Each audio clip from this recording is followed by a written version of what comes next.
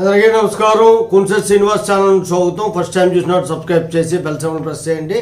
AP high court serious, ఇకపై ఇలా చేస్తే కుదరదంటూ వార్నింగు, 1,00,000 జరిమానా అంటూ ఒక జడ్జిమెంట్ వచ్చింది.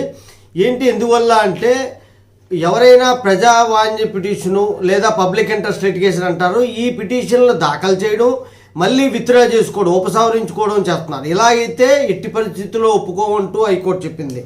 ఏ సందర్భంగా అంటే, శ్రీకాకుళం విశాఖపట్నం బీచ్ టెండర్ల విషయంలో ఒక పిల్లి దాఖలైంది. దాన్ని ఉపసంహరించుకుంటాను అంటే నిరాకరించింది హైకోర్టు.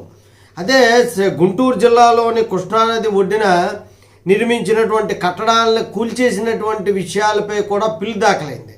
దాని మీద ఉపసంహరించుకుంటున్నానంటే అతనికి ₹1,00,000 ఫైన్ వేసిందనమాట.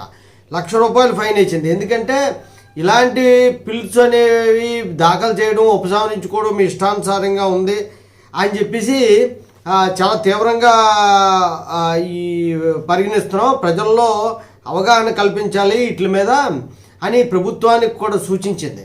ఎందువల్లంటే ఏపీ హైకోర్టు ఈ పిల్స్ని స్వీకరించి లిస్టులో తీసుకొచ్చి కొంతకాలం దాని మీద వాదోపవాదాలు విన్న తర్వాత టక్కనే ఉపసంహరించుకుంటున్నారు. ఉపసంహరించుకుంటే అసలు ఎందుకు వేసినట్టు, ఎందుకు ఉపసంహరించి, ఇది ప్రజలకు సంబంధించినటువంటి కేసులు ఇవి.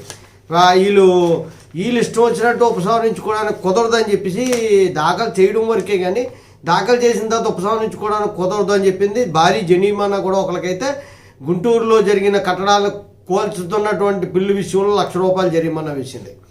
జై హింద్, భారత మాతాకి జై.